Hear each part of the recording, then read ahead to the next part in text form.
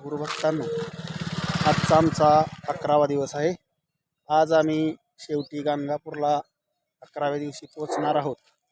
तरी सर्व गुरुदेव दत्त भक्तांना ईश्वरचरणी प्रार्थना, सर्व गुरुभक्त सुखी समाधानात गाणगापूरला पोच झालेले आहेत असे मी सर्वांना निवेदन करत आहे की सर्वांनी शांत चित्ताने गुरुदेवांचे दर्शन घ्यावे.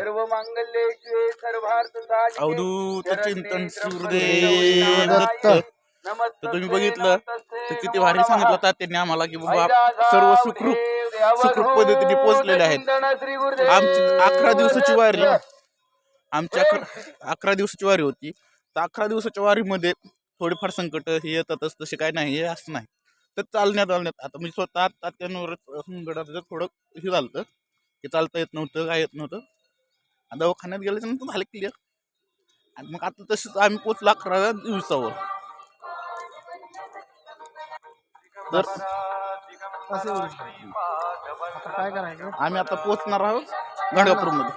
आता गाणगापूरमध्ये पोचल्यानंतर ना तुम्हाला साक्षात महाराजांचं दर्शन दाखवतं. आता तुम्हाला तर पादुकांचं दर्शन तर रोजच होत होतं, आता साक्षात महाराजांचं दर्शन.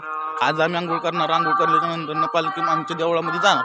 देवळामध्ये गेलं तर महाराजांचं दर्शन करणं हे माझं काम आहे. तर आज मी लास्टचा दिवस म्हणून, आनंदाचा म्हणून मी तुम्हाला महाराजांचं दर्शन करणार. तसं काहीच नाही.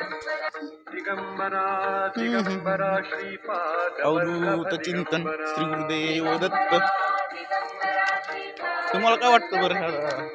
वारी फार अतिशय सुंदर, साध्या पद्धतीने आणि मनोभावे केली जाते.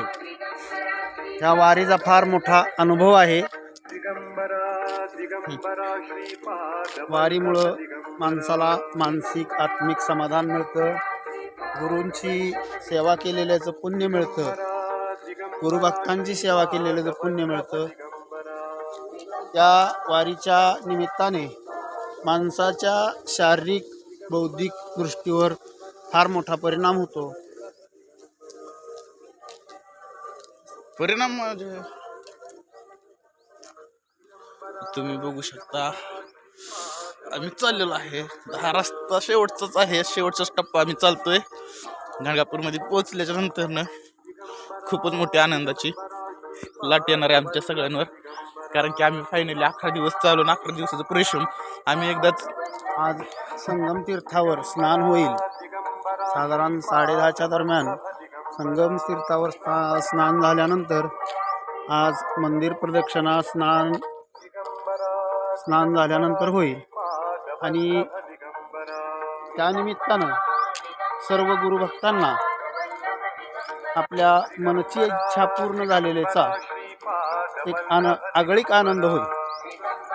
चला मित्रांनो, बाय. हा आपण आता गाणगापूरमध्ये पोहोचल्यानंतर संगमनेर ह्या गोष्टीवर आपण व्हिडिओ बनवू.